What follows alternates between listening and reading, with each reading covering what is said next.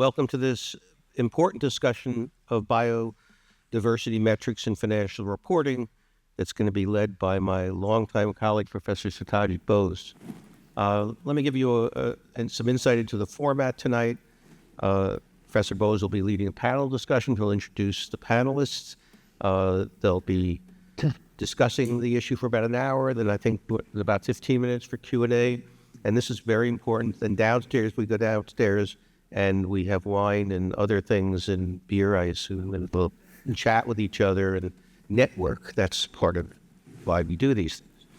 In any case, I'm going to introduce this session by providing a conceptual overview of how this critical issue fits into the field of sustainability management. Many of us have been working on the issue of integrating sustainability metrics into sustainability management. And for me, this represents a kind of gradual evolution of my own thinking about how we protect the planet. And from the start of my own work in environmental policy, I've really been interested in influencing corporate behavior. And in the 20th century, that involved regulation. I wrote a few books on regulatory strategy and understanding environmental policy. And I really focused on government as a central player in protecting the planet. But over the past decade and a half, many of us have shifted to integrating a concern for environmental impact directly into corporate behavior and organizational management itself. These practices, starting with things like energy efficiency, waste management, recycling, industrial ecology, and decarbonization, have started to be seen in some organizations as basic management methods of reducing cost and risk. As a central element of effective organizational management itself. And this has shifted much of our work to the study of private sector management and public-private partnership, while retaining, of course, a concern for environmental standards. And about a decade ago, I joined a corporate board, and I started to learn about the impact of the Securities and Exchange Commission, or the SEC, on the behavior of publicly traded corporations. And that actually led me to examine the history of the SEC, starting in 1933 and 34. I learned that one of the causes of the Great Depression was the absence of regulated financial reporting. Every company could tell investors any financial story they wished to convey, and some of them were pure fiction. And beginning with the establishment of the SEC during the New Deal, the Securities and Exchange Commission required periodic and audited financial reporting which would be available to all potential investors. In essence, they originated the profession of accounting, which didn't exist before this, and invented the position of the chief financial officer and developed detailed definitions of financial terminology and financial reporting requirements, resulting in the development of generally accepted accounting principles. Financial management became a major focus of corporate management, and the power of the SEC was control of access to the public capital market. And that power was a huge influence on corporate behavior. And this, in turn, started our work on developing government-mandated sustainability reporting of carefully defined sustainability metrics. The idea was to use financial management as the model for sustainability management. The SEC's control of access to public capital markets in many respects would be a greater influence on corporate behavior than command and control regulation, because it included the carrot of capital access and the potential stick of denial of access to capital markets. The move toward corporate sustainability reporting has been underway for a while, but the measures so far have been defined by NGOs and not by the government. In the last decade, a move toward mandatory measurement and reporting of corporate greenhouse gas emissions seems to be the first step in developing government-mandated sustainability metrics.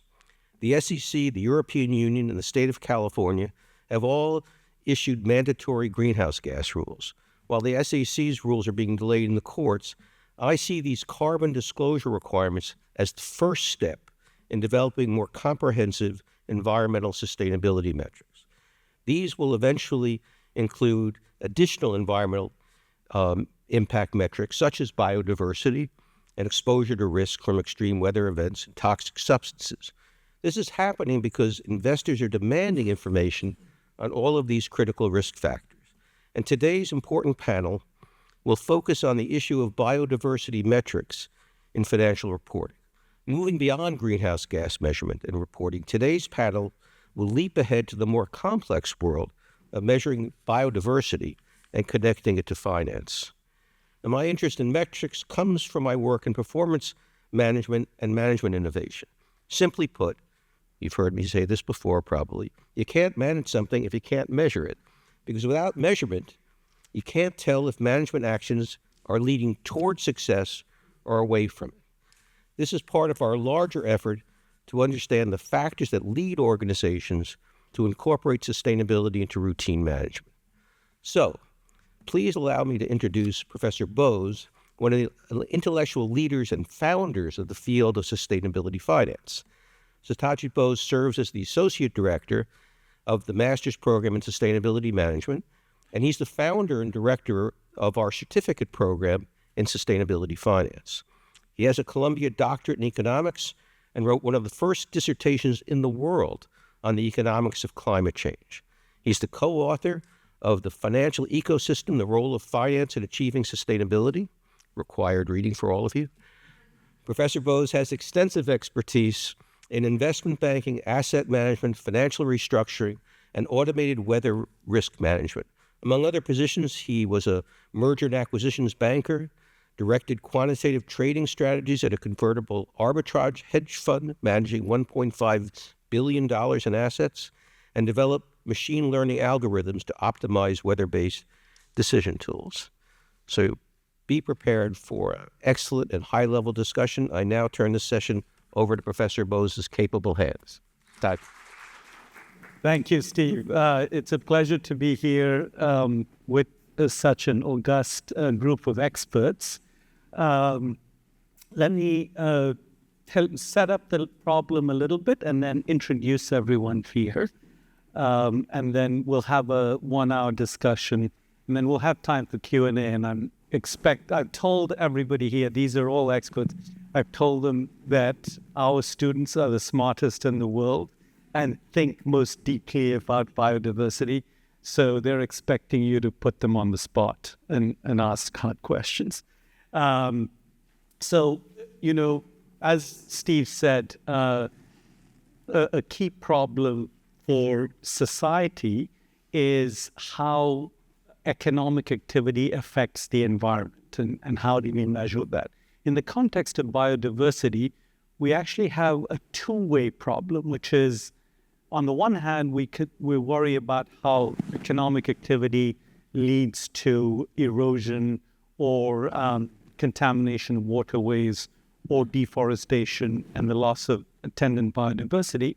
But we also worry about the dependencies that economic activity has on functioning ecosystem services. So, and this is what in the European context is called double materiality, right? So we need to understand and measure how firms affect the environment and how the environment affects firms.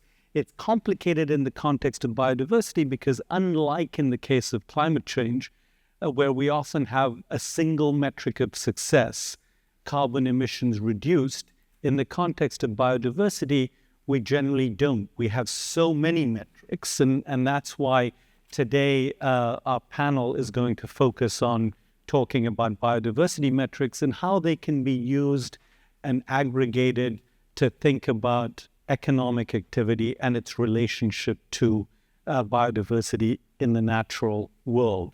So we have this great panel. One of the things, one of the strengths of the program that Steve talked about, the sustainability management program and related environment programs at Columbia, is that we're very good at bringing together people from different disciplines to think about complex problems, because often that's what you need, right? And here on this panel, we have that portfolio of skills, not only in the panel, but even within individuals. And so here we've got Dr. Viorel Popescu. And Dr. Popescu is, excuse me, I may pronounce it incorrectly. He's a herpetologist. So I had to look up what a herpetologist is. But apparently he studies amphibians and reptiles. But he's also a quantitative conservation biologist and a wildlife ecologist. And in particular, for decades, he's been studying and measuring how to maximize the thriving of species and increasing biodiversity in various contexts.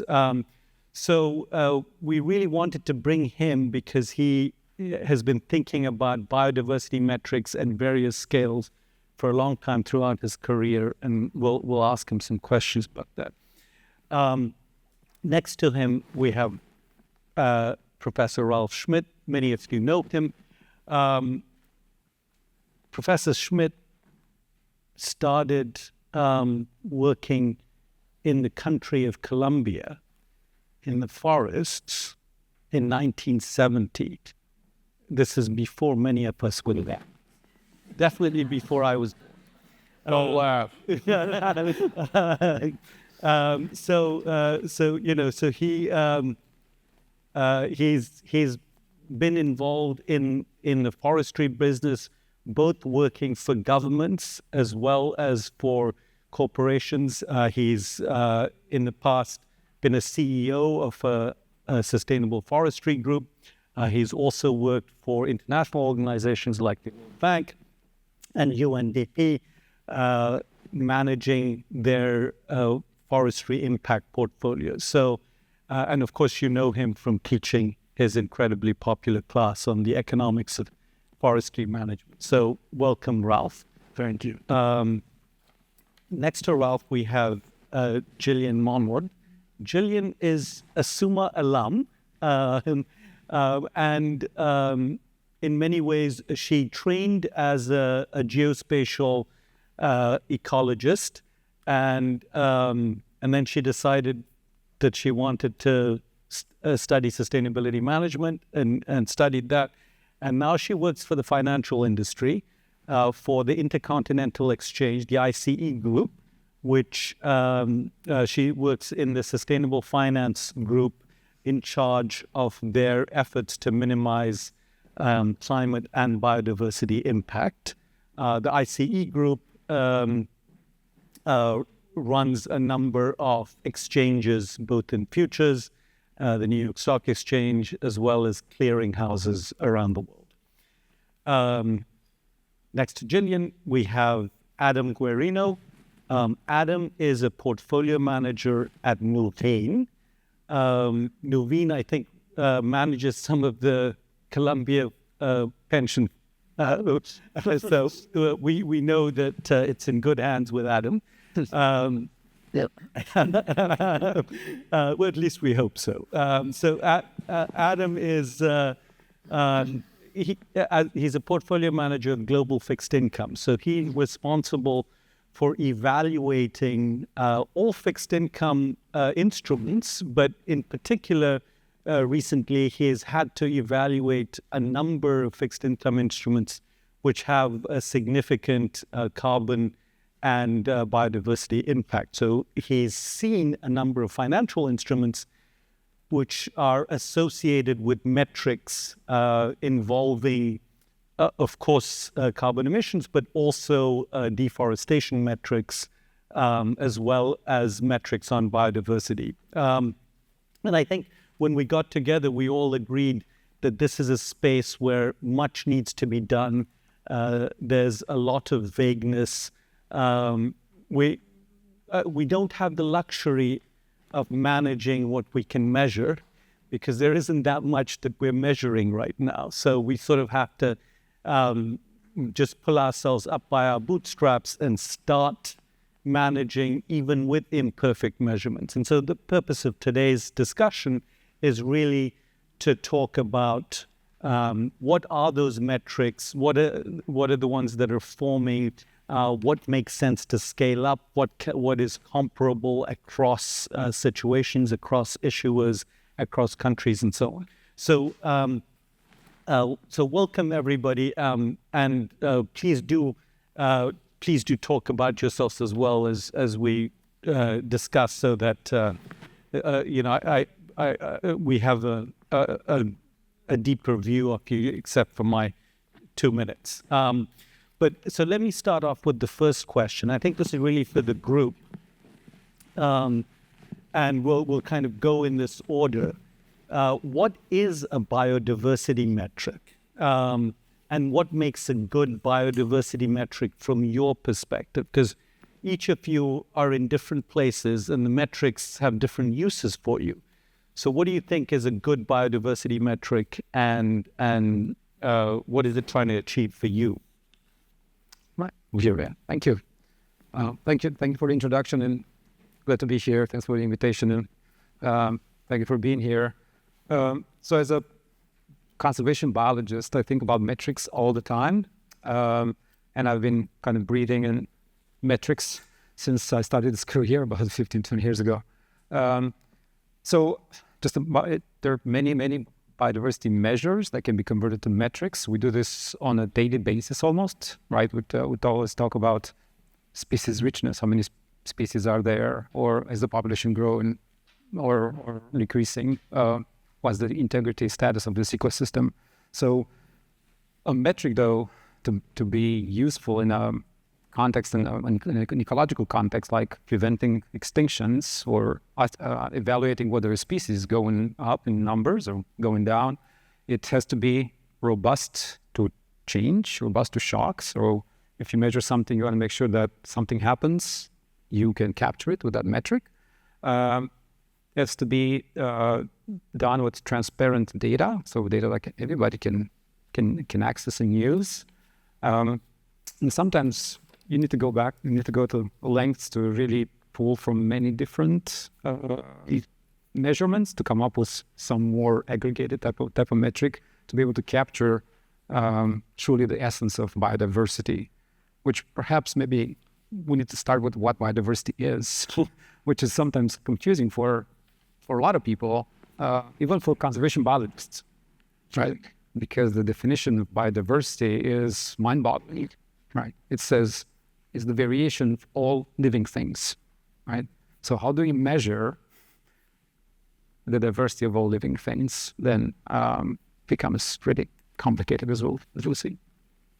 Well, uncharacteristically, I will be a little provocative. Yeah. Because I'm not sure the answer to the metrics, but all the biodiversity exists in the natural ecosystems. Now, biodiversity does exist in unnatural ecosystems, whatever those are, but the maximum biodiversity is in the natural ecosystems. And the biodiversity cannot exist except in the context of that ecosystem. I mean, polar bears are in the Central Park Zoo, but they're not very happy polar bears. It's not complete biodiversity. So, to be provocative, how big is the protected or undisturbed ecosystem? Because as you reduce the area, you reduce the biodiversity on that, and that happens in the Amazon. That happens in forests everywhere. And I dare say that happens in the oceans also. I know a lot about. So, if you want a metric, how big is the protected area? And if it's 50%, that's not going to be as effective for biodiversity if it's in 1,000 different places, that 50%, than if it's in one place. Yeah. So we've already got 3 potential metrics, because we've got the number of species, the number within each species, and the amount of living space they have. Gillian, tell us, are these metrics that would be helpful to you, or do you need something different? I think you need something different because essentially, no offense, right? Yeah. I think it's a great way Surprise. to measure a state of nature, but I think what really kind of the financial industry is looking for is something to measure a change in biodiversity. So kind of like Steve said, if you can't measure, you can't manage it, right? So you need to know what biodiversity was like at that spot where you are operating, how it was before you got there and what it's like now. And if the biodiversity is being lost at that spot and you're responsible for it, you need to, identify the drivers that are causing the biodiversity loss.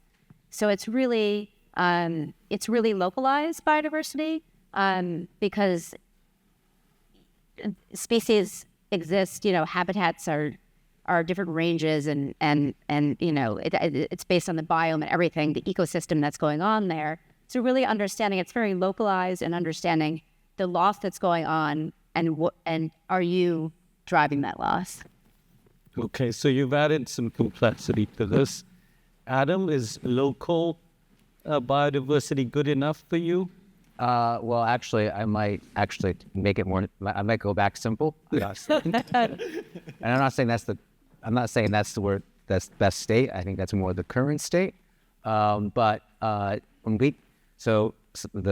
funds that I manage, a good percentage of that AUM, those assets, we call impact bonds.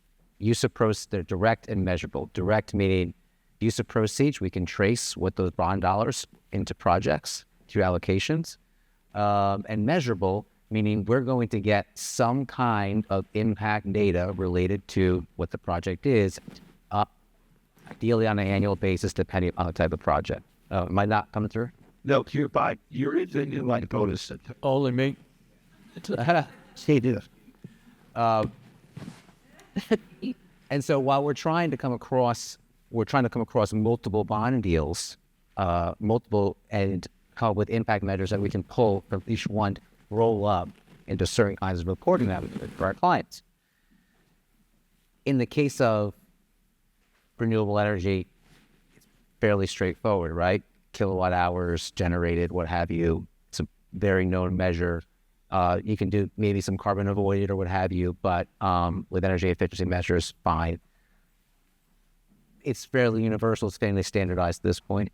In the case of biodiversity, we don't see any standardization. We don't see any standardization because the projects themselves aren't standard, unlike solar plant A, solar plant B. And so what we've defaulted to is to get maybe to Ralph's point a little bit, is acres or hectares conserved, and that can cut across some multiple projects. And I'll give some examples where maybe there would be much better ways we could pull some unique biological metrics out of it, but we don't have that capability right now. So, for example, we invest in something, what we call an outcome bond. It's to grow the black rhino population in South Africa. The goal of the bond is to increase the rhino population under the notion that they're a keystone species. They also draw cores and dollars in, what have you. We're not measuring, what we're reporting out on is not the growth in rhinos. That's also a little controversial because of poaching issues, so we don't report on that. What we're reporting is the hectares conserved in that particular case, with the nexus being, okay, the black rhino is a keystone species. If we're increasing the population of the keystone species within that hectare, that should have some kind of biodiversity positive impact. What level? No idea. Now, to cross it over to a different project, we also own what we call a blue bond in the Galapagos. And that is to develop sustainable fisheries in and around the Galapagos Islands. Part of it is building on the existing marine preserve, creating a corridor that, in my understanding, is that there's a fairly significant breeding ground for a wide variety of fish, especially commercial tuna. Putting GPS trackers on commercial boats and stuff like that, so they know where they are in terms of, are they fishing where they shouldn't be and whatnot. Point is, in theory, that's right, should create a more sustainable fishery, more diversity within that preserved area. That's not what we're reporting on. That's not, to my knowledge, really even being measured. We're reporting on, again, hectares conserved, right? So you've got hectares conserved in the ocean. On one bond deal, you got hectares conserved in national parks in South Africa. And that's that's what we're using to kind of bridge that gap. But in terms of, diving deeper into that and seeing what is one having a greater impact or not. We're not there at all. Really, to be honest, like really, very little there. No, I mean, I don't think that we're done by any means on this space. But let me ask you, the difficulty here is that Viral started off talking about particular locations where you want to improve the biodiversity. And then we went through hectares preserved, and Gillian talked a little bit about the specific locations as well. We sort of know that we have to fix this at a global level, right? It's we have the metrics to fix it for a small space, maybe even for a single ecosystem. But the value that financial reporting can bring is to start to aggregate biodiversity impact and dependency across lots of geographies, across lots of scales, across the impact of different issuers. I need to be able to know as an investor, should I invest in an electric utility which has a lot of dependency on water and affects biodiversity along the transmission grid? Or should I invest in a software company which ostensibly doesn't have any immediate impact, but perhaps it does through its scope? So is there something we can do to try to bring those together? And I mean, there are some folks that like there are measures in terms of, well, they're very, I would say, I mean, this is coming from like the responsible investing teams and stuff like that, like asset managers and stuff, which don't necessarily have the scholarly background or the mapping expertise and stuff like that. So we're talking very rudimentary stuff. They're pulling from reports that corporates produce, and then applying, revenue dollars or bond or A for assets under management, various types, and just coming up with a per dollar amount or per impact amount or some sort of intensity measure between dollar and between whatever that measure may be. I mean, we find that a little, with we personally, my team personally doesn't love that, and because you might, in the case of, let's say, a little bit away from biodiversity, but in the case of carbon, like you might end up with a lot of Google and not a lot of investments in hard to abate industries, which is where you want to be. We think that's where you want to be. You want to be in the cement manufacturers of the world. You want to be in the iron ore manufacturers of the world, because they're the ones that are going to truly drive the change. So for us, those types of measures to us almost have no value. They are checking some boxes, some regulatory boxes, but especially with SFDR in Europe and stuff like that. But for us, that's not how we do our day-to-day, and that's not what we're using to measure impact at all. So are there things that you guys? So I understand that the portfolio managers will probably be the last to develop those, because they're relying on the work of the ecologists and biologists to come together. Yeah, we're at the bottom of the fight. Right. So are there things that we can look forward to? Are there biodiversity metrics that can get scaled up from the project to the watershed, to the ecosystem, to the biome, to the country, to the portfolio of financial instruments? Are there things that you can give us? Should I answer the $1 million question? Yeah, can I look at can I listen to bird songs and figure out that the biodiversity supported by one company is higher than another one? Yeah. So it's not a joke.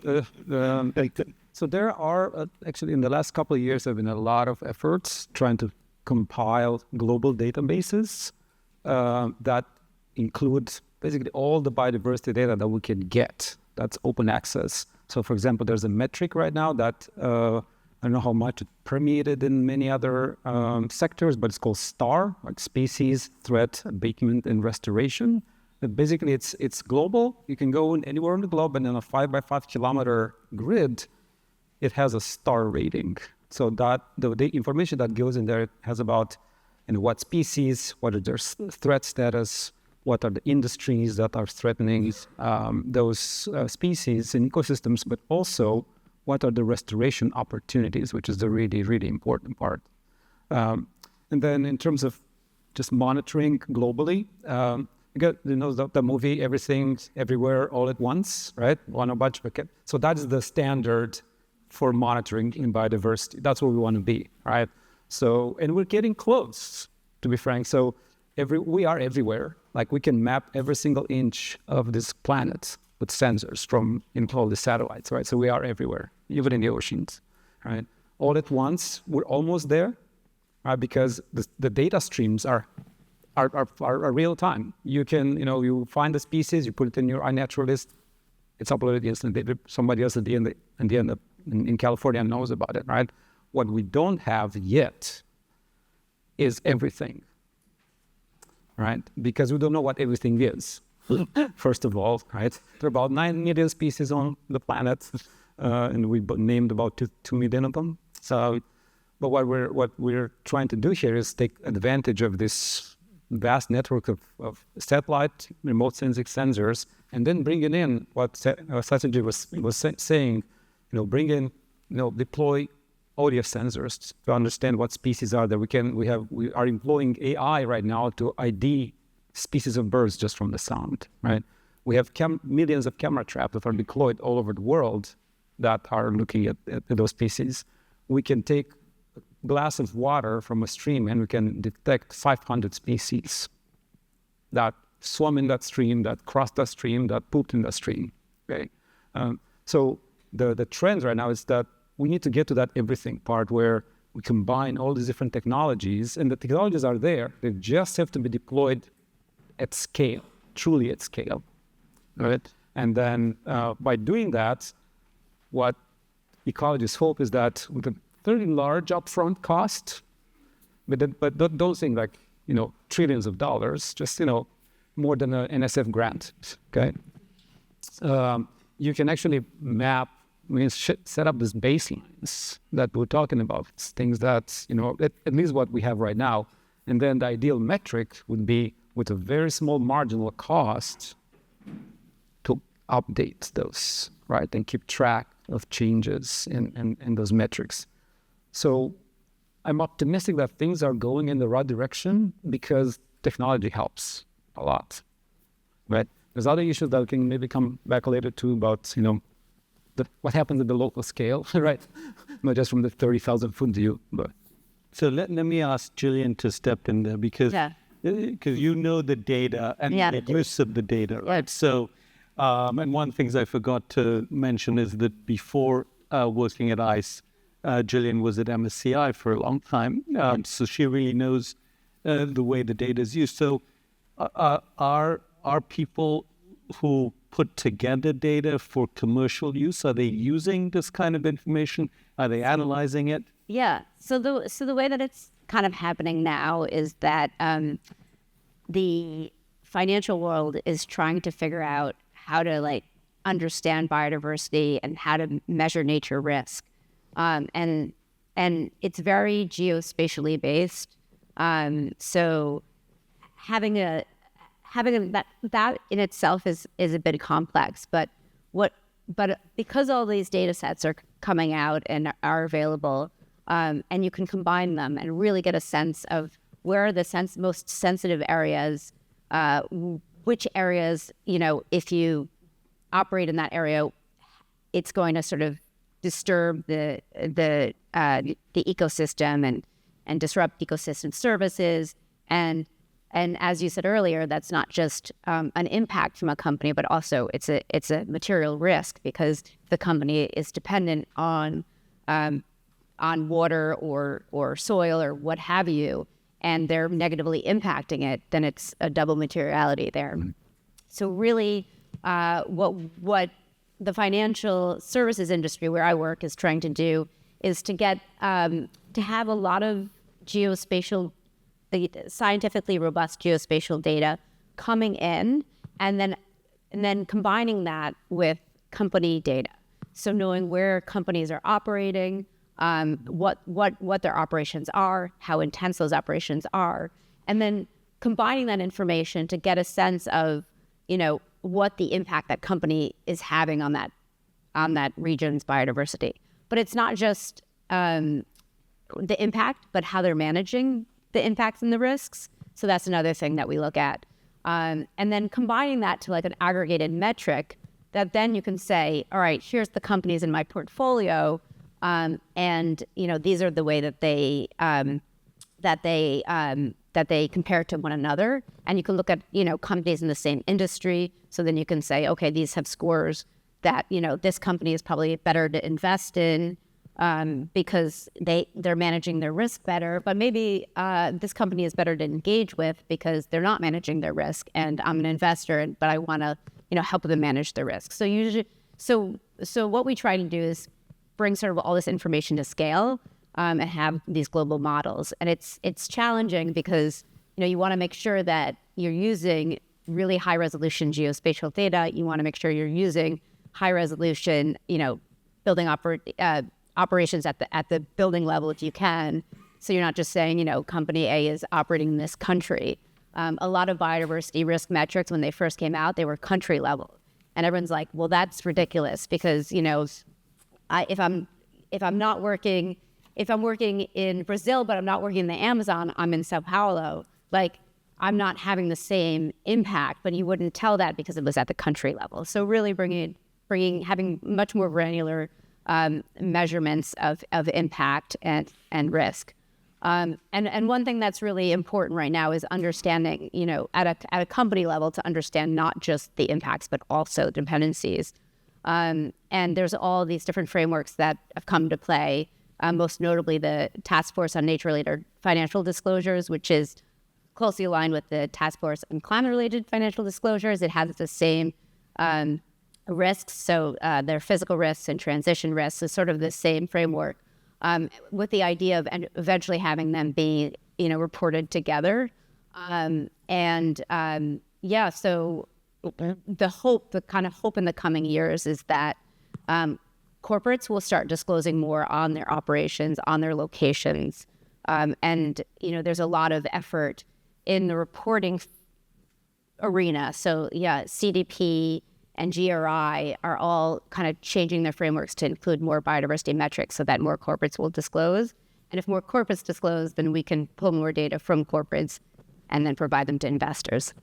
Do you think that I guess that was, I guess, one of my concerns is, do we think that the investor is going to get that level of detail because our company's going to view them too much of that as proprietary, some of that really, some of that very location specifics items. Are we not, is that going to be available to the investor, or is it going to be aggregated up?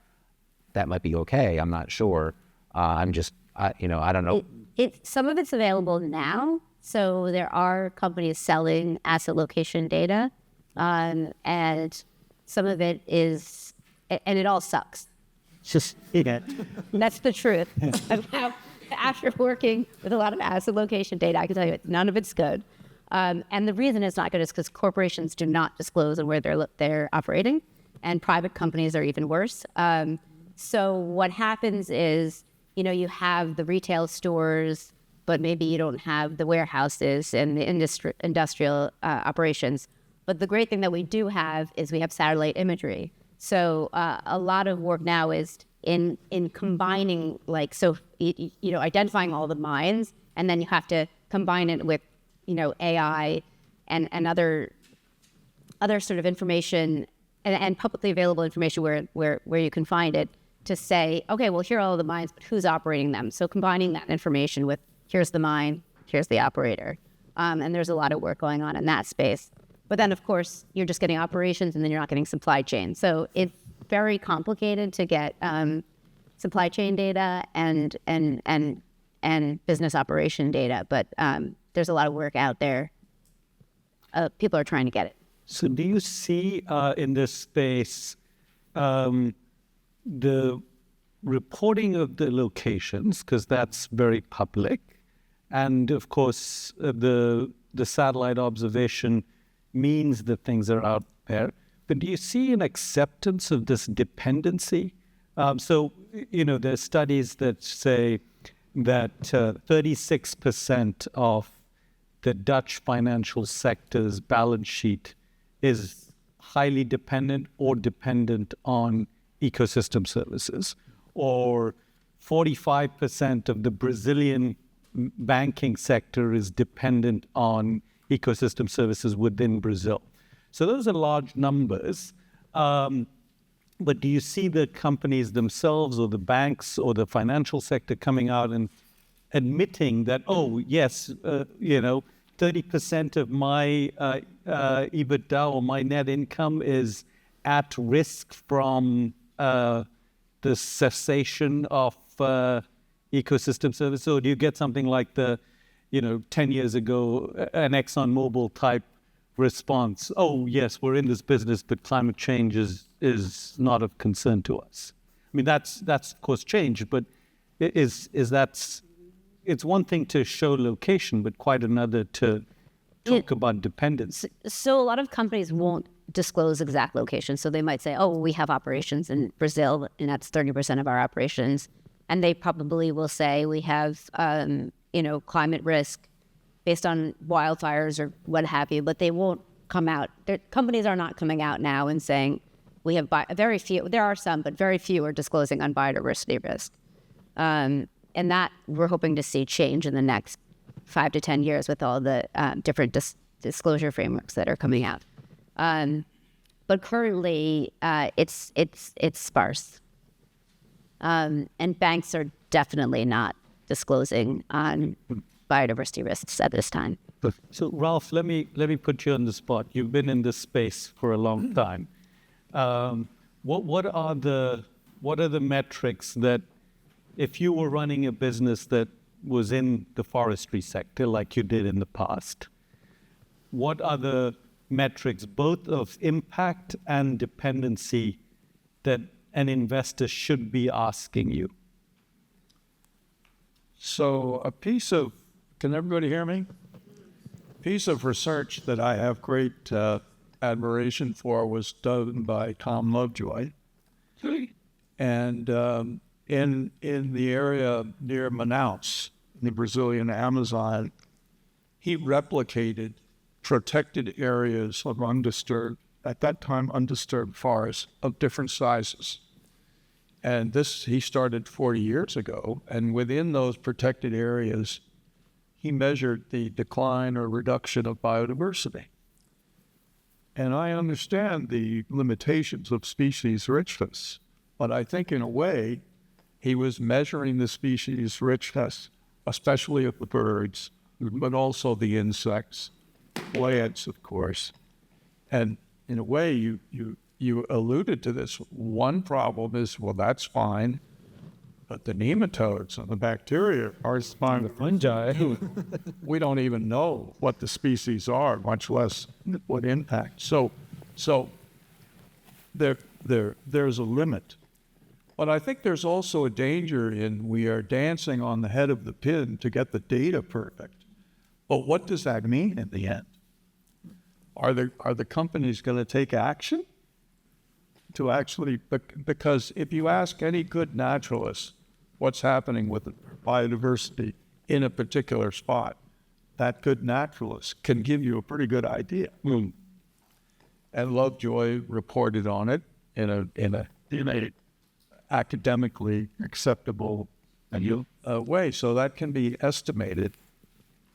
But is that going to have an impact on what the companies are actually doing? Well, what will have an impact on companies or what? So a lot of times companies will only act if they're forced to act.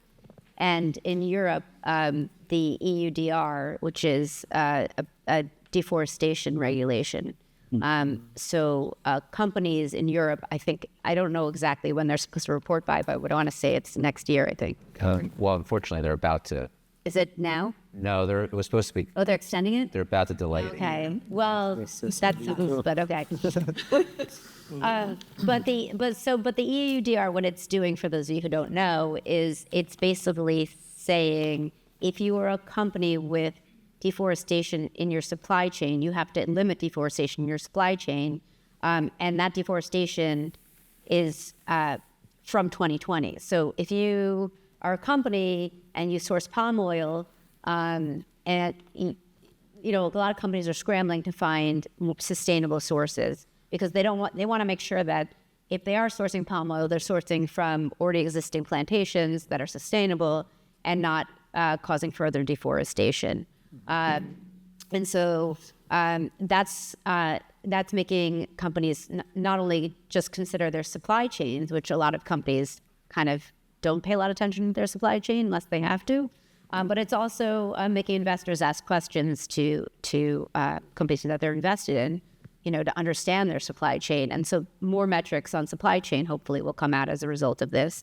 And then there's a ton of startups, like there's too many startups who are measuring deforestation risk within portfolios using either satellite imagery or supply chain metrics, and or a combination of both.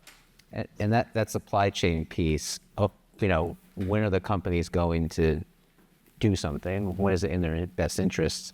Where we have seen, and it's limited, admittedly, where we have seen a little bit of issuance in protecting supply chain is from those companies that have a much more direct connection to nature. Well, I know Ralph's going to disagree with me, but to, let's say, agricultural products of some form or fashion as their primary feedstocks. So in the case of, say, Mars has issued a bond where some of the proceeds are for actually paying better wages to cocoa farmers in Central Africa, so that they will have motivation to implement sustainable practices, not necessarily to force them to give them the economic incentive to.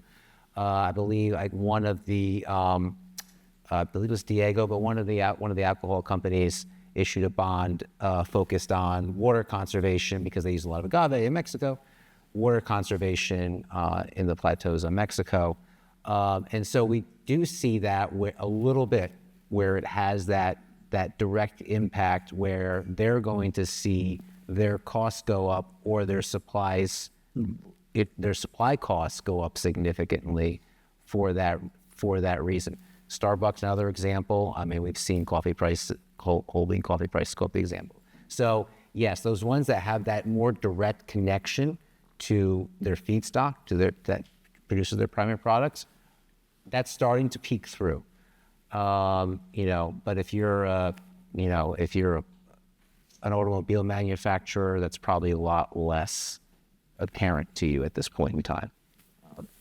Can I put into the question? So, but would like biodiversity benefits be part of that equation? Well, yeah. I mean that their motive. Here's how I would frame it, which is their motivation is to preserve their supply chain. Right. I guess from my view is, okay, if they can sustainably preserve their supply chain, that puts less pressure on them to go somewhere else or seek other sources, imperiling other areas that at this point are still relatively untouched. That's kind of my view on it. But yes, I mean, we're still talking about even if it's artisan farming, it's still on a lot of artisan farming, on a relative level. So yeah, let me ask a question that's related to that. And I think there might be opposite ends of the spectrum here. But, so one view is that if we have the humans who are extracting the harvest, for example, for Mars, and they're well paid and looked after, then they have an incentive to look after the ecosystem in which they live. It's a common property resource that they'll manage.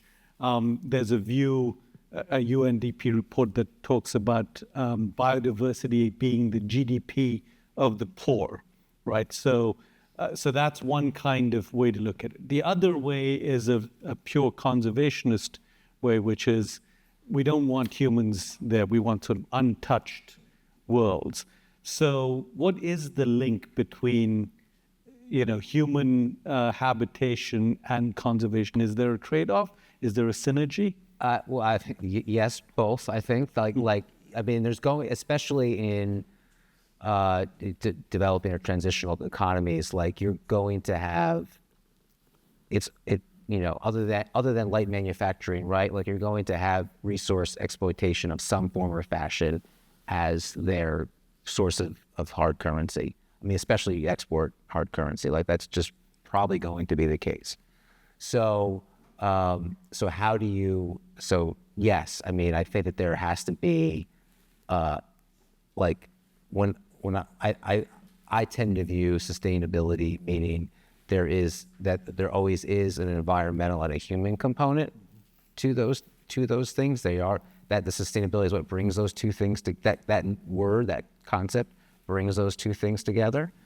And so if you're talking about that, then yes, you have to, I think, talk about the people who are in and around that environment.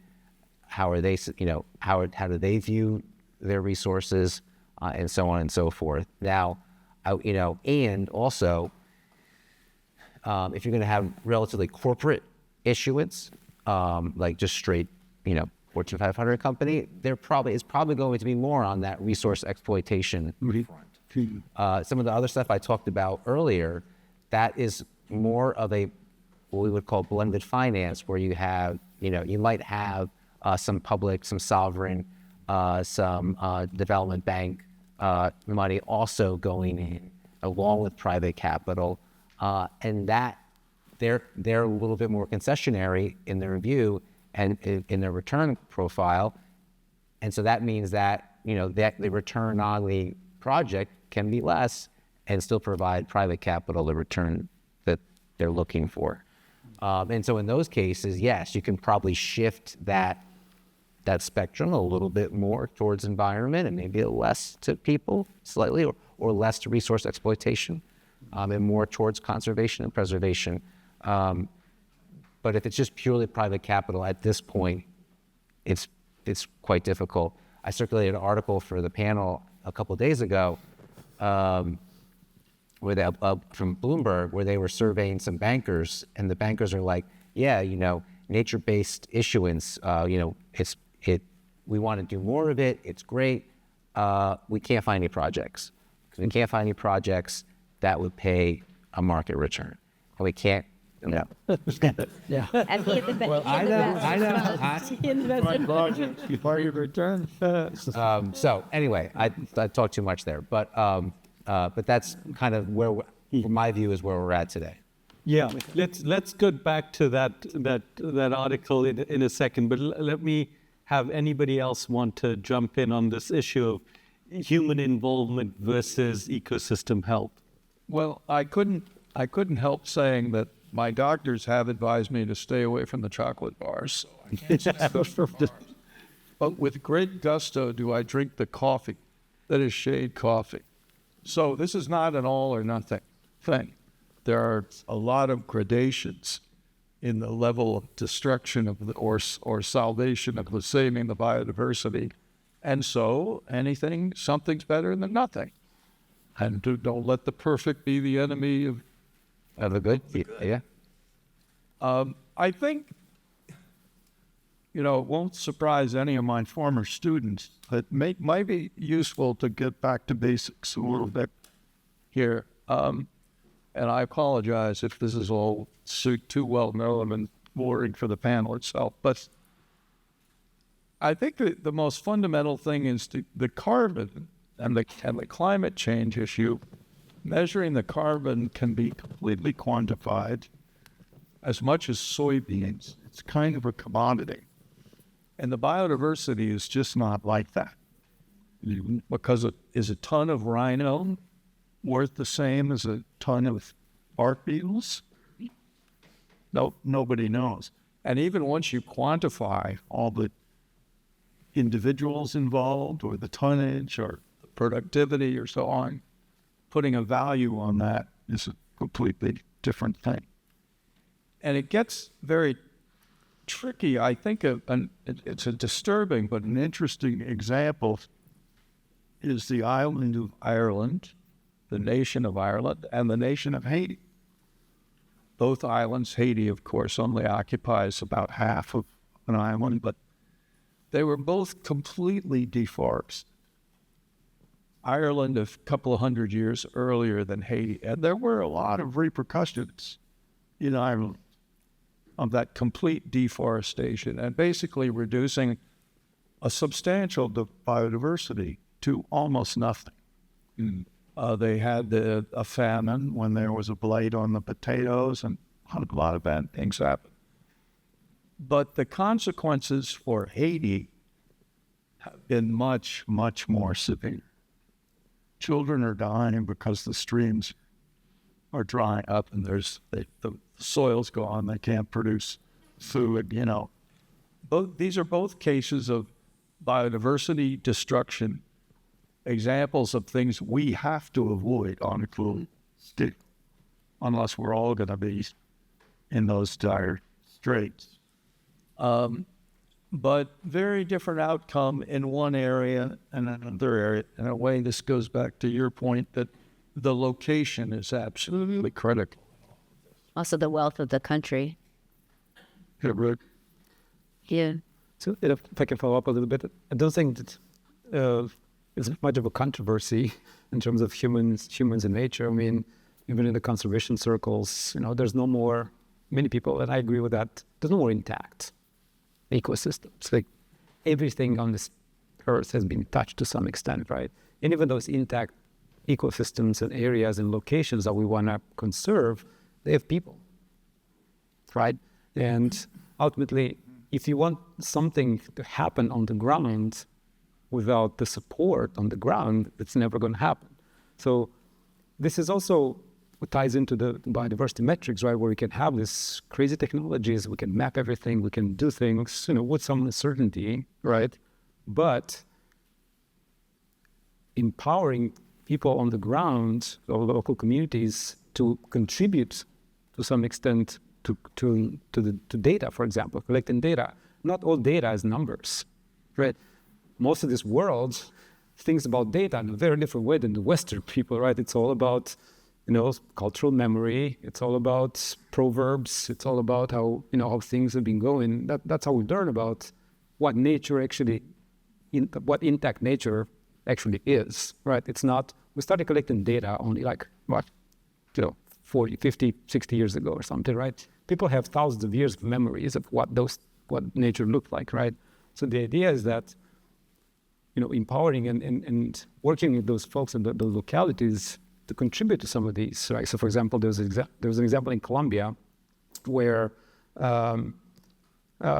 this idea of biodiversity credits, I don't know if we're going to get into this, but local communities are actually working with the scientists, and they're reporting jaguar sightings. So they're measuring their conservation impact and restoration and their success just in terms of how many jaguars they see around. I mean, it's not ideal because sometimes all jaguars have no teeth and come to the village, right? There's some other things going on there, but the idea is that there's a way to braid all these streams of information beyond remote sensing and for real world impacts and improvements in biodiversity, this has to be moved forward, and especially with companies willing having to work in this places. I mean, this is I would say an easy entry point in the sense of how do we blend people, empower them to measure biodiversity in a way that it matters to them,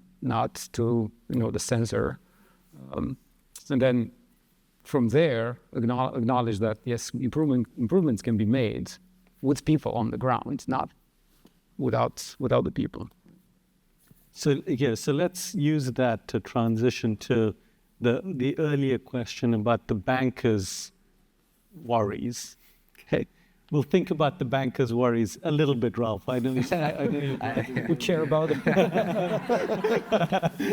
But Bring on 1,000 violins. that's right. Very, very small violence, right? So the bankers are worried that they don't know how to deal with biodiversity, right? Because they don't know what's nature positive. But even more importantly, they don't know how to make money from it. So that's the concern from the financial sector. But on the other hand, we all acknowledge that preserving biodiversity or enhancing it or maintaining it is a social good. It's clearly a public social good, right? So it may not be possible to make money from it. And yet we sort of have to deal with it. So is there a way that we can, we started off thinking about biodiversity reporting for the financial sector.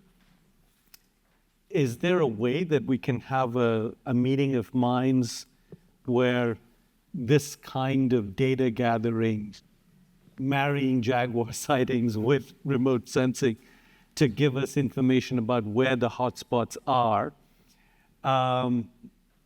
that is somehow a useful activity for investors to invest in, or to come up with new economic models or new business models that, to some extent, the forestry bonds that you talked about, Adam, they're trying to get to that, right? These outcome bonds.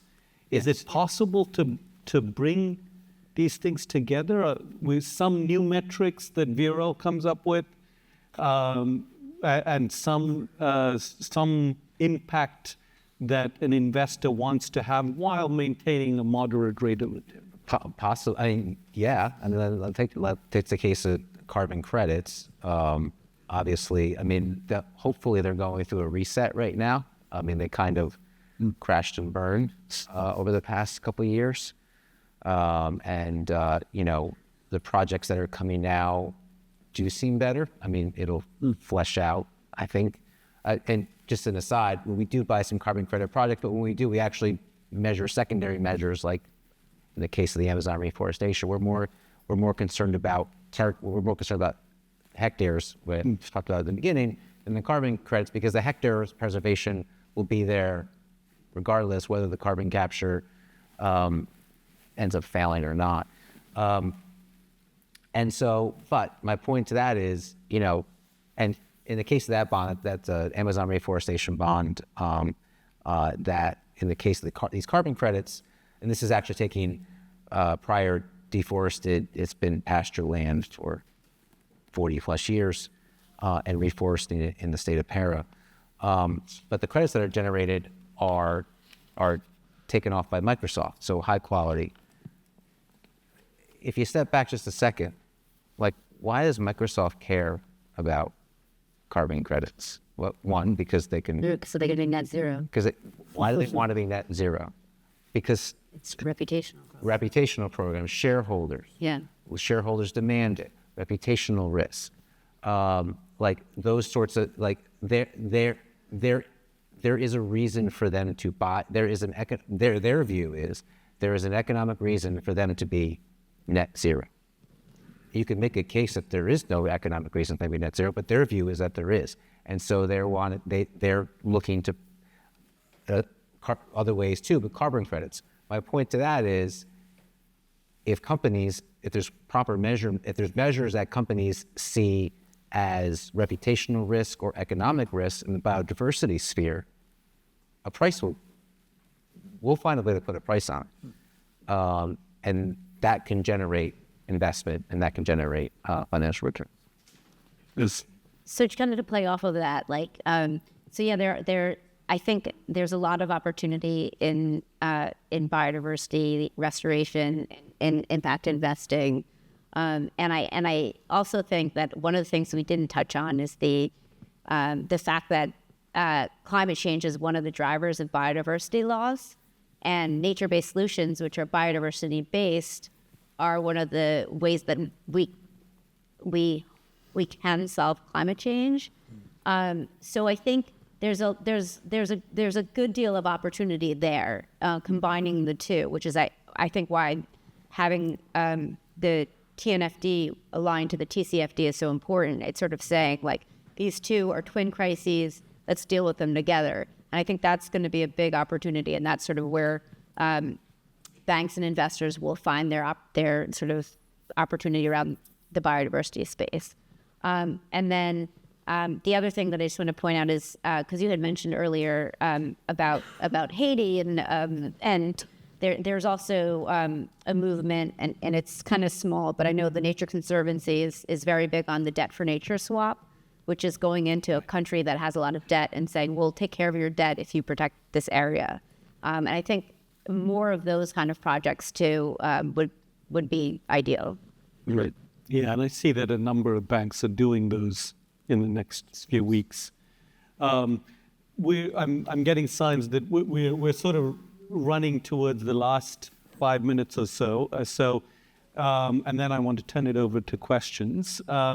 So let me, there's sort of two questions that you can sort of take a crack at. One is that it's clear that in order to address the due diligence on these kinds of bonds or this type of engagement work, you need a whole bunch of skills, geospatial skills, understanding of ecology, knowing the difference between the Amazon and Sao Paulo in Brazil.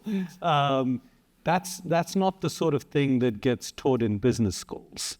So where are you getting these skills from? And what are the kinds of skills that you need to find? And maybe I can sort of go in this direction. So Viral, you want to tell us? Sure. I mean, I'm learning about the business side of things. But what I can tell you, if you really want to take advantage of all these data streams and this real revolution in methodologies and technology and data acquisition, having strong quantitative skills, like really understanding how these metrics that we're talking about, how are they developed? Most of them you don't want them to be a black box, right? So learning about, populations and species and communities and ecosystems and how we measure them. So we have so we can actually make then informed decisions instead of just like picking and choosing some, black box metrics and say, hey, this is great. Right, understanding the data behind it and how to do things, I feel like it's very, very important. In the geospatial part of it, this plays a huge role. Wow. So I would say that you need those financial skills you're talking about, and you also need the skills. I'm not sure how to describe it, that a good naturalist would have. A good naturalist can tell you what all the plants and the birds, at least that much, and maybe the snakes and the frogs, if they're really good. But I think that those skill sets tend to be in completely different groups and different academic programs. And maybe a program like SUMA has a role here, because amongst the SUMA students, there's some interest and some expertise in finance. And there's also some interest and expertise in the natural world. And the other thing I can't help saying, I studied years to learn the trees, and then somebody showed me that this thing will tell you what it is. And I thought, well, all that study of mine it's been reduced to the fall. And I think I think this thing can tell you how many birds by listening to the calls. I think they're onto that. Merlin. Shazam for birds. Shazam for birds. It's called Merlin. So once they can do the beetles, and then we move on to the nematode, So that's a different aspect of this that, having started in 1970, I'm not going to be the expert on. But the people here. Well, we probably couldn't build that app without people like you. But I think that the one answer is, to make a difference in this world, you need both sets of expertise. So let's work on that. Yeah. Here, Jillian. So I come from an interesting perspective because when I finished undergraduate school, and I wanted to stay in the environmental field, really the opportunities for me were go to a nonprofit, which I did. I worked in land conservation for years, or, go get your PhD or work for, the Department of Environmental Conservation. Those were the opportunities. And then I went to SUMA and I switched to the financial sector, but I was still using my geospatial skills and my environmental background and ecology background. And all of my colleagues now are, I work with a lot of PhD scientists. I work with a lot of computer programmers. I work with a lot of people with financial backgrounds, and we're all working together to try to develop these metrics for investors. And I feel like there's so much more opportunity if you want to focus on the environment and ecology, and you can do it through business. And one of the things you were asking about is measuring, carbon, and you were talking about how, sometimes these carbon projects kind of go up in smoke, but there's a lot more carbon monitoring through geospatial analysis, remote sensing, and it's being brought into the financial sector as well. So, so it's an interesting marriage of, what I used to think of as, the nonprofit world joining with the financial world. And I think my background is somewhat like Jillian's. My undergrad's in environmental studies, and I joked with Ralph earlier. My one failing grade in undergrad was tree identifications. Yeah. True story. And I worked for the public sector for the first half of my career before moving to the private side. So I think my particular background helped to say that, you need to have a foot in both worlds. It is true to a large degree, but I will say, and also, when you're going up against a bunch of CFAs, they just don't think like ecologists. They just don't. And so I think, as has been said, programs like this are important. But I think it is very important to get for you to be in those frontline roles, making those decisions on whether to issue a bond for a certain project if you're on the corporate treasury side, or on the buy side, like I am, because you want to be, honestly, unbiased, but you want to be where the money is. And if you just end up, this is maybe potentially in a responsible investing office or sustainability office or stuff like that, that's important, but you're probably not going to be where the money is. And so if you want to make the most impact, try to be where the money is. So that's what I would say. And again, I was very Advisors don't think like ecologists. where they do not think like, and I have to explain to the street 8 times a week what I do. It's the same people over and over and over again. But I will say, some of my colleagues who do not have the background that I do, but have been in this world, working on these projects and this investing for a couple of years, they do start to live it. And it becomes, so if you're in it for a few years, you do start to live it, and you do start to become advocates for it and stuff like that. So, but you have to be there. So you can, like Adam, you can be a stealth ecologist. So it doesn't matter about the tree identifications. No, I got the app now. I got the app. You're still doing the good work. So geniuses don't get that. Let's pause there and let's take some questions. Can you hear me? Yes. Yes. Hi, this is Novena, and I'm coming at this from a different lens, which is understanding the root cause. How did we even get here? And that brings me to the current economic system and how our relationship is with consumption and the high consumption and perpetual growth. So how do you balance this with biodiversity crisis, and how do you, as an investor, try to understand that systemic issue of how did we even get here? And as an investor, are you trying to look to invest in solutions that address this at a systemic level? So yes, but we are at, like I think I said earlier, like we are at the end of the line in terms of the deal comes to us when it's already mostly baked. Now sometimes because like a firm like ours, we have a reputation, people will bring ideas to us and bounce ideas off of us. But in many cases, and those are some of the more unique and bespoke stuff that we do, and we do have the ability to kind of craft like a little bit about what gets measured or whatnot.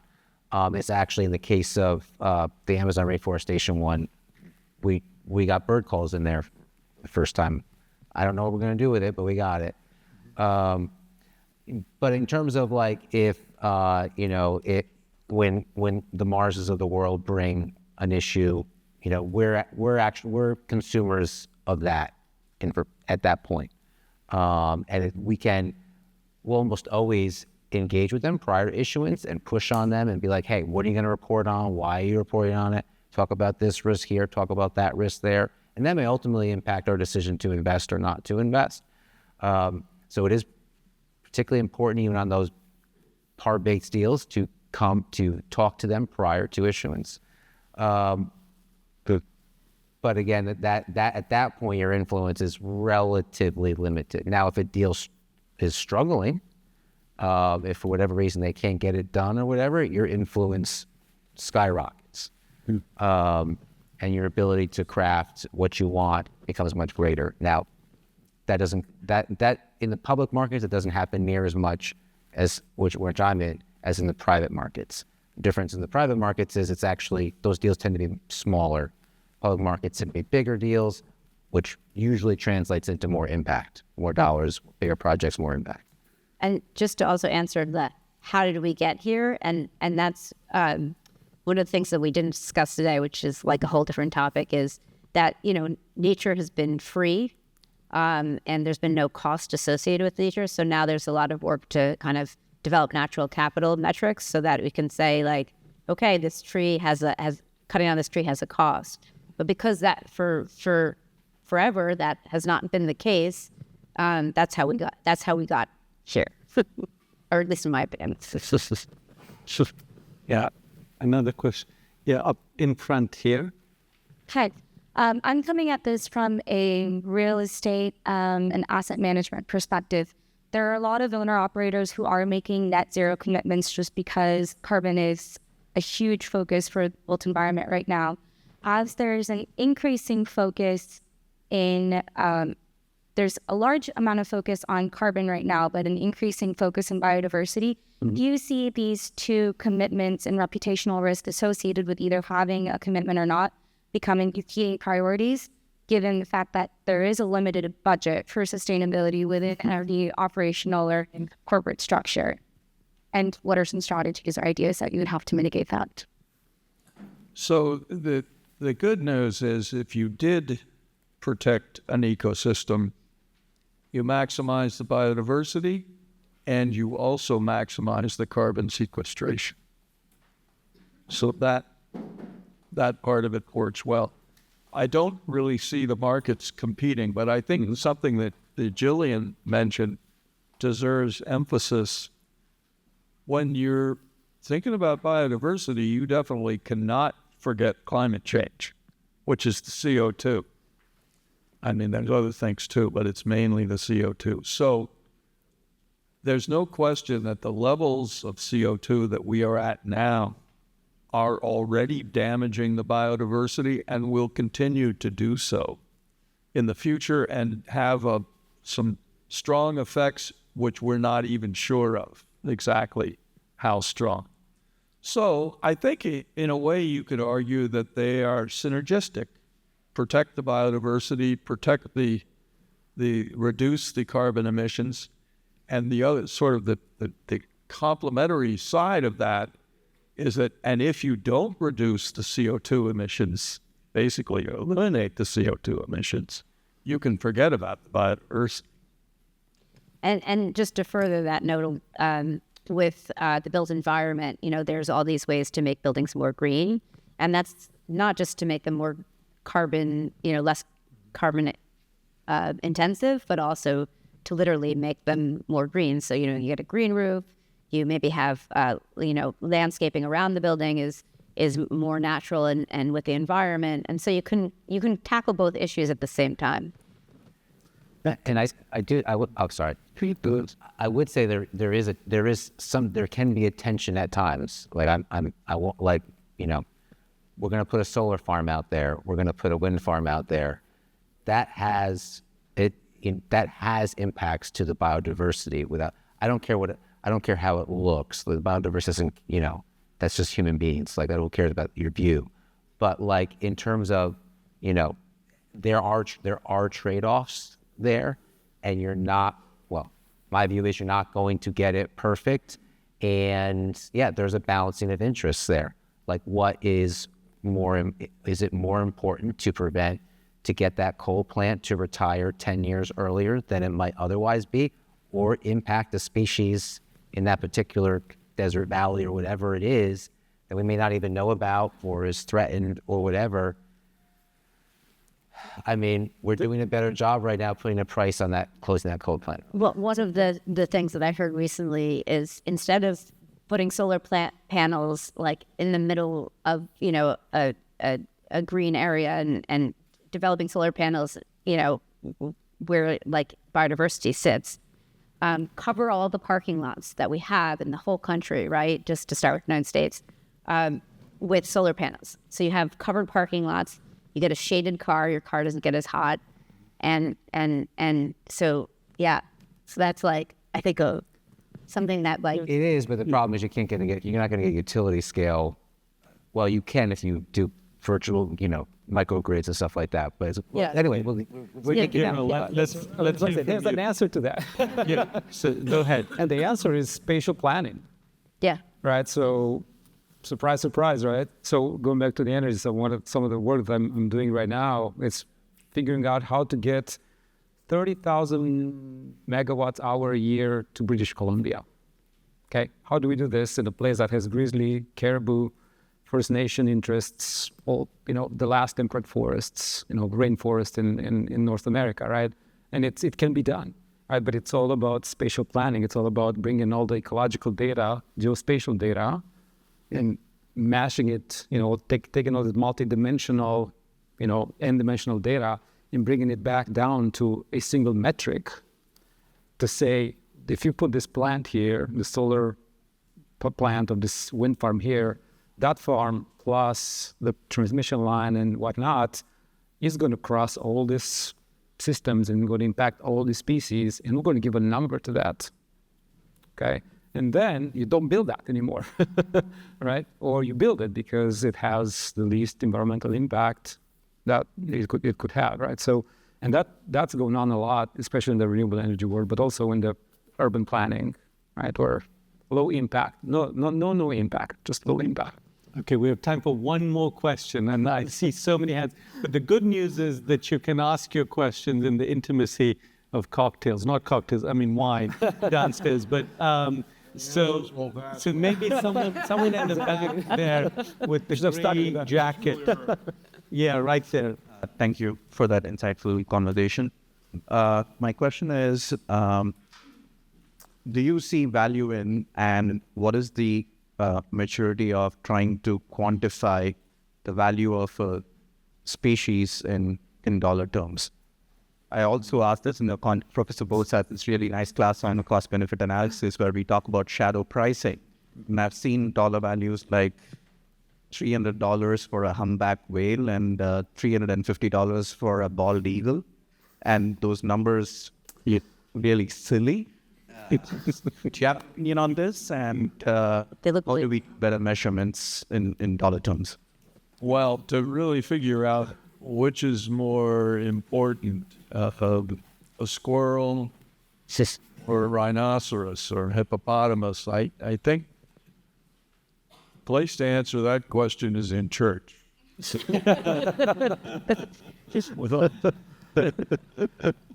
But there are some ways. If there are 1,000 rhinos in Tanzania, and 50,000 international visitors come and spend $50 million on seeing those rhinos.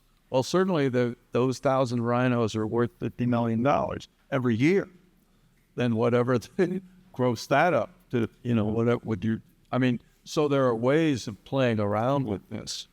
How much is Niagara Falls worth? There are 80 million visitors to Niagara Falls, and the rhinos are getting, so there's that kind of thing. But I would say my read on that, I defer to my colleagues, is very, very imperfect. And almost a question of values and almost a religious question.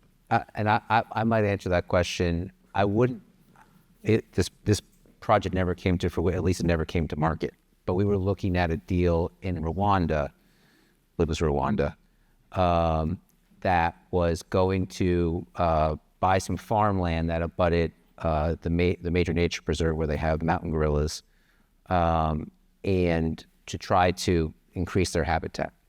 But the way they were doing that is through getting those dollars, is they sell permits to go see. There's a limited number of permits to go see that because they want to limit the number of people that disturb the habitat and what have you.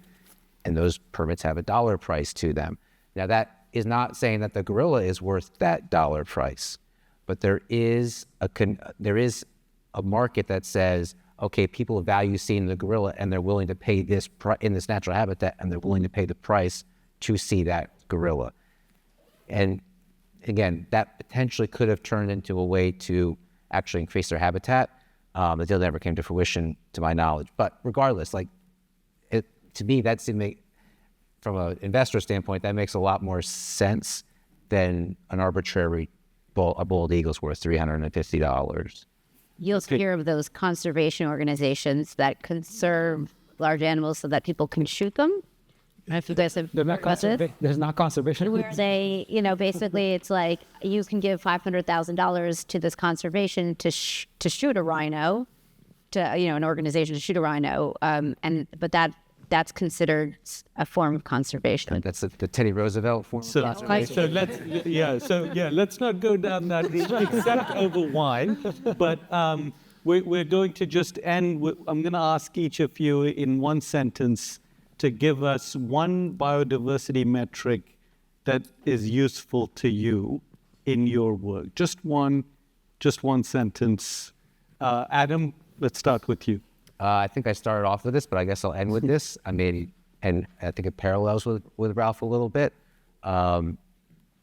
Acres or hectares conserved, because for us is currently the most translatable across bond deals. Jillian? I'm going to go with ecosystem intactness, because if you have ecosystem intactness, then you're supporting habitats of all the habitats, human and otherwise. Number of extinctions. Well, you said number of bulldozers before, which I think is interesting, but extinctions. I'm a little concerned with the permits for the gorillas, because once the students figure out the tuition they're paying, and they would say they could have seen a real gorilla. That's a good one. Vera? All right. Well, I would say that something that has to do with site, like irreplaceability, right? Once you lose some sort of combination of natural assets, then it's gone. Then restoration, reforestation is not going to give you that back. So irreversibility. Thank you. That's a good one to end on. Thank you everybody for listening, and let's give everyone a round of applause.